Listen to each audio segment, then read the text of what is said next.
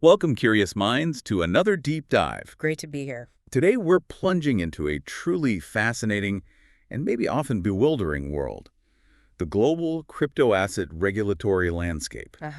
Definitely bewildering at times. You've sent us an incredible stack of sources, including the latest second Global Crypto Asset Regulatory Landscape study from the Cambridge Judge Business School, some insights on South Korea and India's evolving approaches, and a fresh look at PwC's global report. Yeah, quite a bit to chew on. Our mission, as always, is to extract the most important nuggets, give you that shortcut to being truly well-informed, and maybe sprinkle in just enough surprising facts to keep you hooked on why this all matters. Absolutely.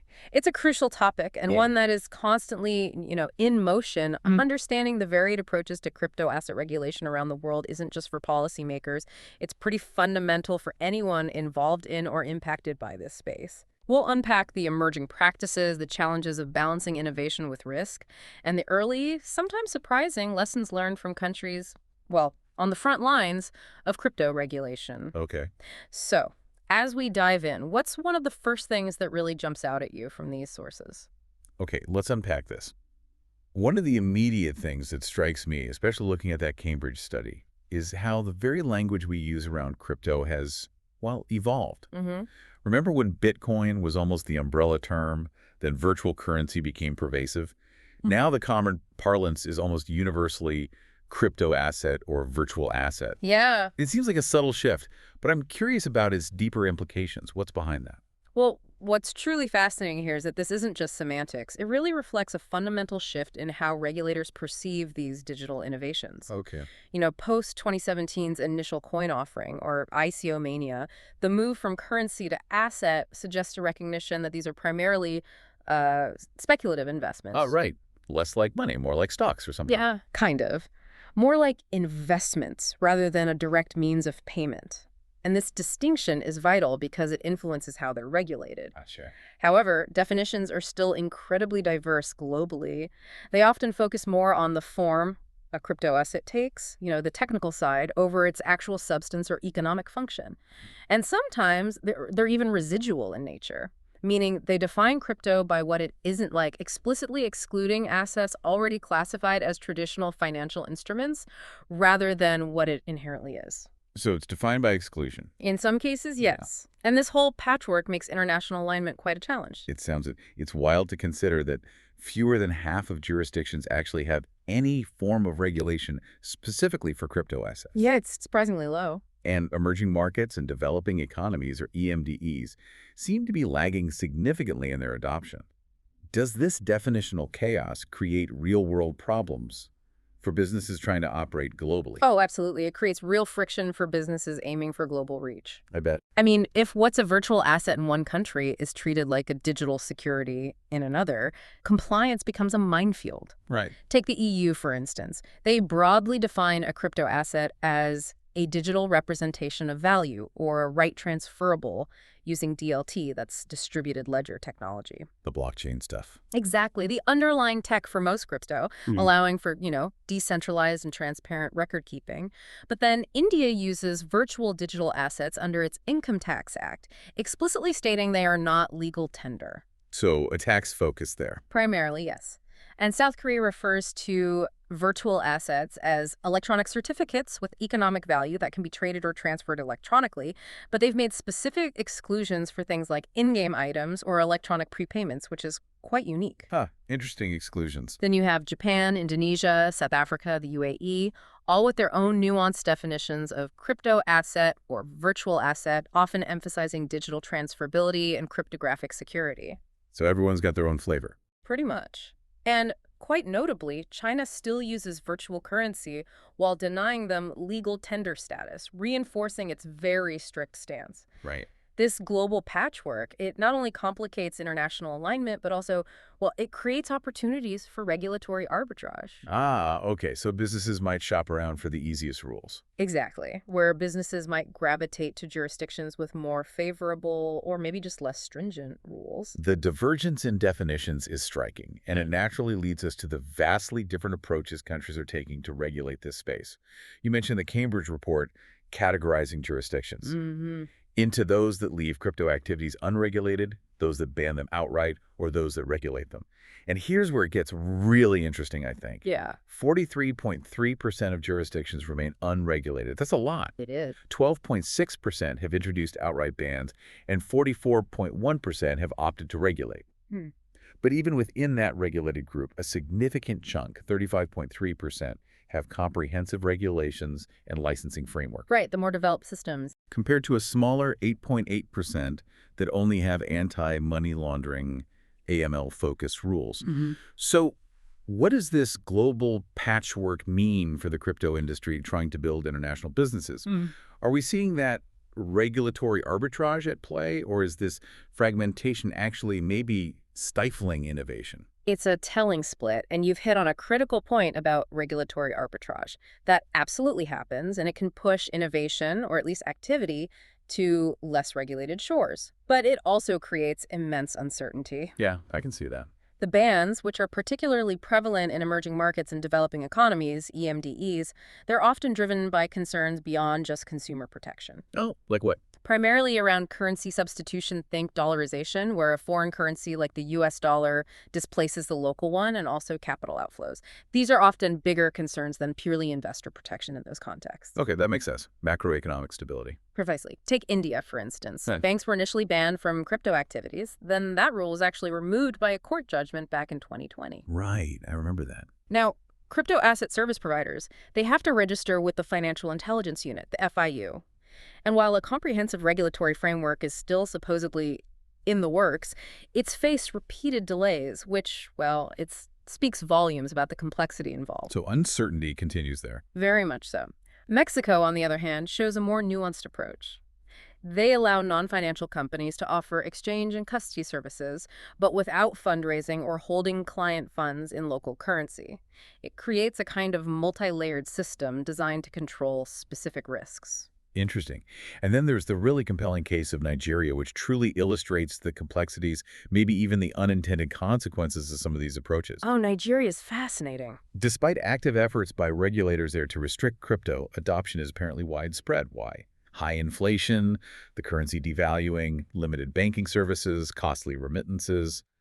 It seems like these create powerful incentives for people to seek alternatives to the Naira. You've nailed it. It almost sounds like regulators are playing a global game of whack-a-mole, trying to keep up with something moving at warp speed. That's a great analogy, actually. And it perfectly describes Nigeria's situation. In 2021, the Central Bank of Nigeria, the CBN, they actually prohibited banks from dealing in crypto. Wow, prohibited. Yeah, even instructed them to identify and close accounts of crypto users and exchanges. They cited money laundering and terrorism financing, but monetary policy stability and consumer protection were also significant factors. So they really tried to clamp down. They did. This effectively banned the on-ramps for crypto, though, as you said, adoption levels suggest it had limited effectiveness. People found ways around it. Right, P2P and things like that. Exactly. Then, late in 2023, the CBN lifted the ban for banks, but only to provide settlement services for licensed firms. They called it a recalibration. A recalibration, okay. Designed, they said, to balance monetary sovereignty and financial stability with attracting foreign capital. But the story doesn't end there, does it? Not at all. In early 2024, as the Naira plummeted, Nigerian authorities ordered telecoms to restrict access to crypto exchange websites, fined Binance a reported $10 billion. 10 billion. Wow. And detained executives.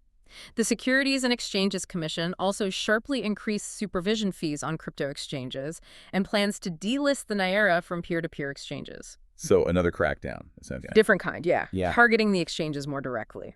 Meanwhile, Nigeria was one of the first countries to launch its own central bank digital currency, the Naira, back in 2021, and they're actively encouraging its use. So trying to offer a state-controlled alternative. Exactly. It's a profoundly dynamic balancing act.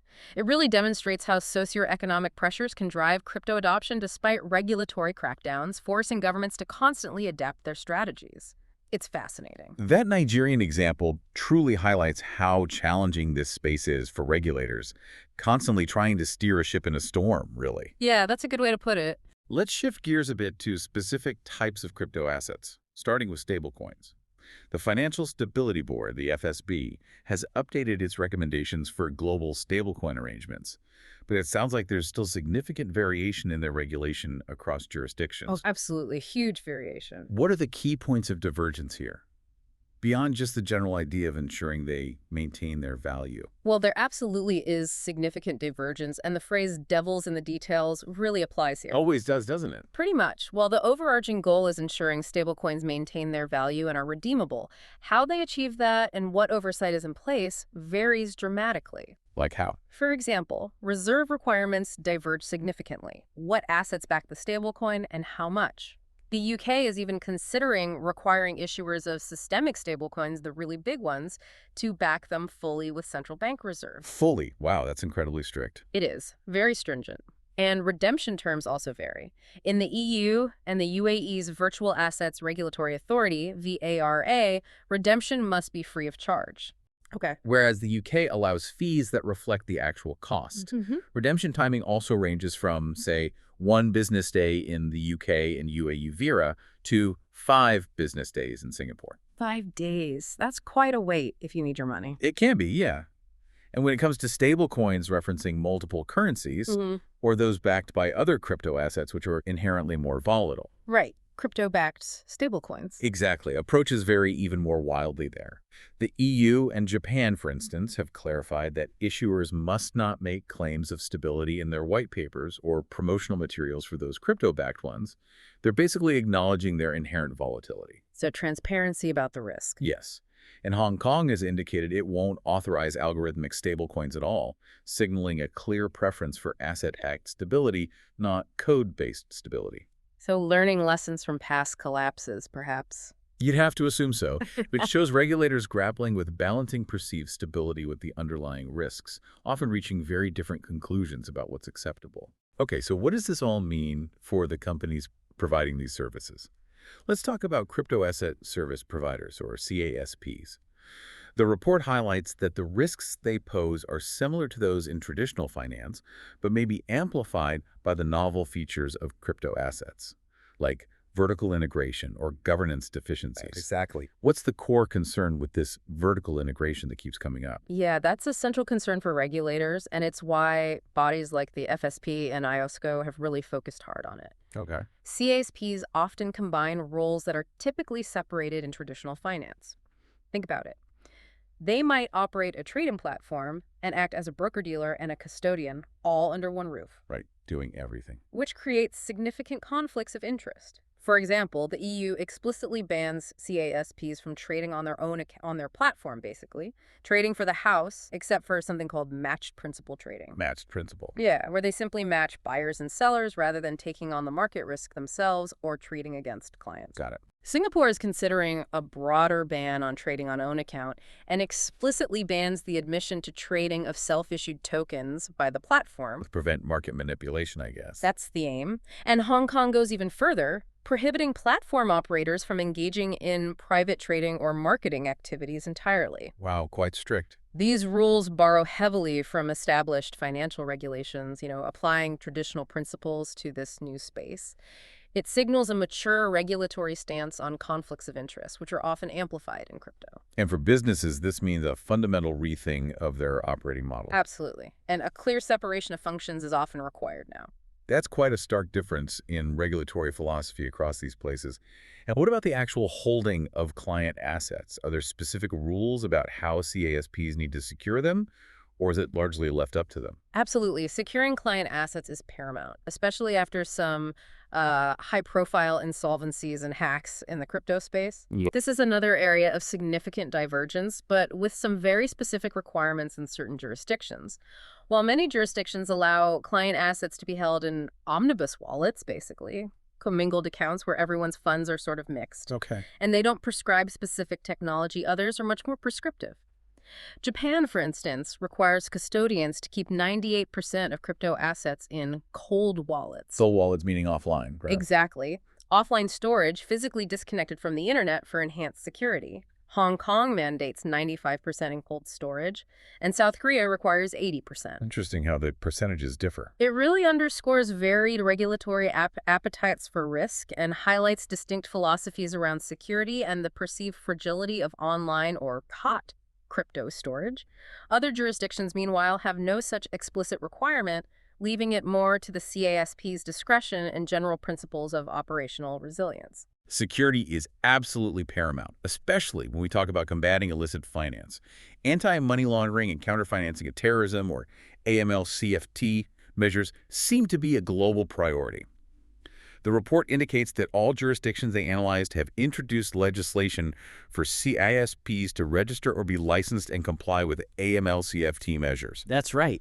This seems to be the one area with almost universal consensus, maybe. You're right. AML-CFT is definitely where we see the most convergence, largely due to the influence of international bodies like the FATF, the Financial Action Task Force. Okay, FATF. And a key element of this is the FATF travel rule, formalized under their Recommendation 16. The travel rule. What does that entail exactly? It mandates that CASPs and financial institutions involved in crypto asset transfers collect and share specific personal information about the originators and beneficiaries for transactions exceeding a certain threshold. Okay, so tracking the money flow. Essentially, yes. Making crypto transfers less anonymous. The threshold is typically around USD or EUR 1000. Japan actually has a $3,000 threshold. Singapore uses SGD 1500, while the EU mandates compliance from zero, from the very first euro, in specific high-risk cases. Wow, from zero. That's stringent. It reflects very stringent standards, yes. And implementing this is a huge undertaking for the industry, often requiring complex software solutions to share this data securely between platforms. I can imagine. Blockchain analytics tools are becoming absolutely essential for supervisors here, too. How so? They enable continuous monitoring, identifying suspicious patterns, and helping CASPs facilitate travel rule compliance. They help, decipher the pseudonymous nature of many crypto transactions. It's a critical step towards bringing transparency to a previously pretty opaque financial realm. That's a powerful tool indeed. Shifting gears slightly to perhaps one of the most visible concerns for the average person, consumer protection. The report states that it's no longer an option for financial authorities to maintain a wait-and-see approach, particularly in those EMDEs where consumer risks are perceived as very high. Absolutely. What do these countries, often with fewer resources, do to protect their citizens in this complex space? Precisely. Crypto assets are notoriously volatile, we all know that. And unfortunately, many investors, especially in rapidly developing markets, don't fully understand the risks involved. A get-rich-quick appeal can be strong. Exactly. There's significant information asymmetry, and sadly, sophisticated criminals often target vulnerable populations with promises of unrealistic high returns. So regulators have adopted a range of measures, often starting with the simplest ones. Like what? Public warnings are a common first response, often issued even before formal regulations are in place, like the Philippines did way back in 2014, or the EU's repeated warnings to its citizens. Just getting the word out. Yeah. And financial education initiatives, guided by IOSCO best practices on content and communication channels, are also widely used, trying to arm the public with knowledge about the risks. And what about those flashy crypto ads we sometimes see, or used to see more of? Are they regulated, or is it just a free-for-all? Because I remember seeing some truly extravagant claims a few years ago. They are regulated, but again, surprise, surprise, with varying degrees of stringency. Of course. All the analyzed jurisdictions require advertising materials to be non-misleading. That's a pretty universal principle of fair practice in finance. Okay, basic standard. But some go much further. The Philippines, South Africa, and the UK, for example, have banned advertising unless it's done by or approved by a registered or authorized entity. This puts the onus on legitimate players to follow the rules. So trying to weed out the scammers. That's the idea. Singapore stands out with probably the most restrictive advertising regime. They've actually banned CASPs from promoting their services in public spaces or through intermediaries, including social media influencers. No influencers. Wow. Yeah. Marketing is often limited strictly to official corporate websites and mobile applications. That signals a really clear intent to shield the general public from aggressive or potentially misleading promotions, doesn't it? Absolutely. It highlights that tension between, commercial free speech and investor protection. That's quite a difference. Speaking of retail access, Hong Kong's journey is a great example of evolving policy here. They initially restricted crypto trading platforms to only institutional and qualified professional investors, That's right, they did. believing it protected retail investors.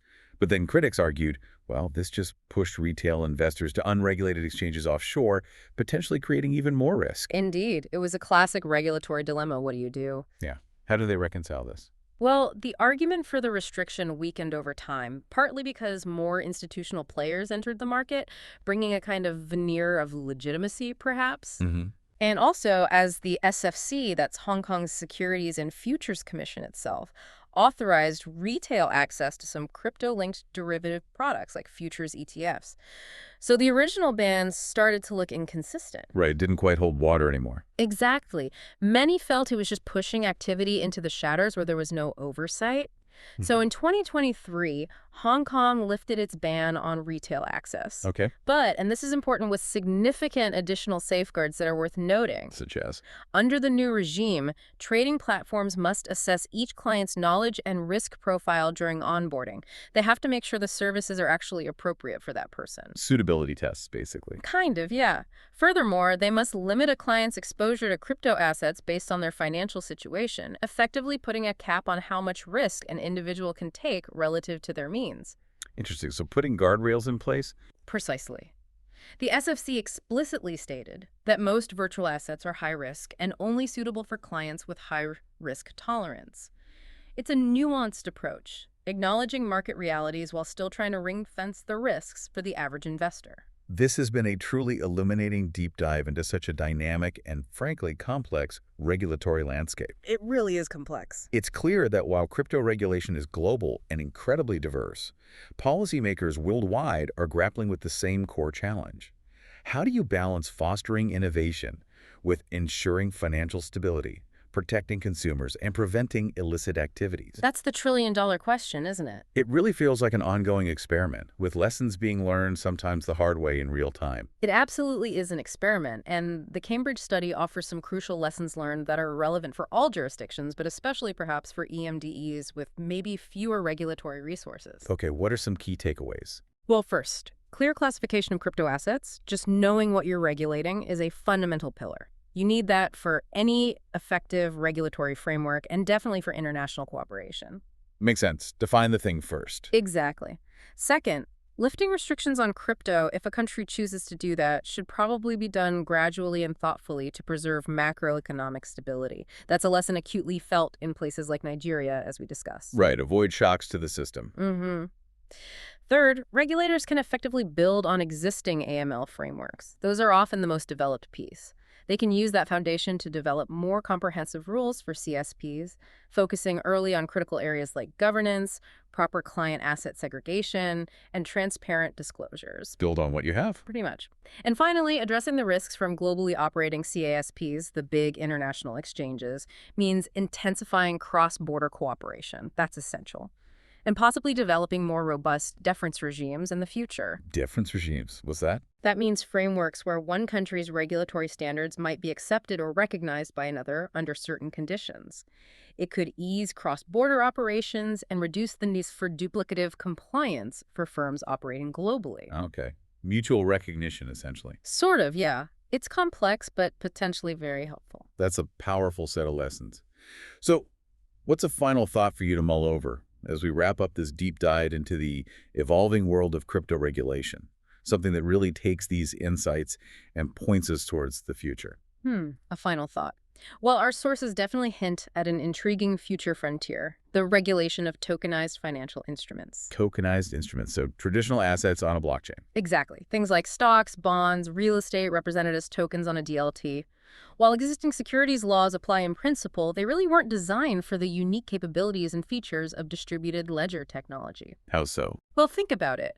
Traditional concepts like property rights, the role of intermediaries in trading, even the very definition of what settlement means, all of that might need to fundamentally adapt in a tokenized world. Right. DLT could disintermediate a lot of processes. Potentially, yes.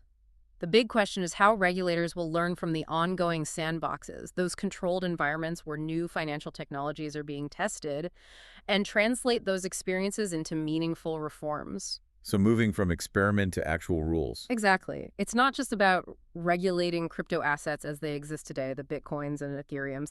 It's about providing robust oversight for a financial system, potentially increasingly built on DLT, embracing the innovation while maintaining stability and protection. That sounds like a profound shift. It really could be. It could reshape traditional finance as we know it, potentially blurring the lines between what we currently think of as crypto and what's traditional finance.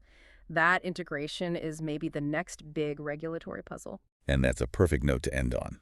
This deep dive has shown us just how complex and absolutely critical the global effort to regulate crypto assets is, and how much more there is still to discover at this intersection of technology, finance, and policy. Constantly evolving. We hope this deep dive has given you plenty of aha moments and equipped you with the knowledge to better navigate this incredibly fast-moving space. Until next time, keep digging, keep learning, and keep being curious.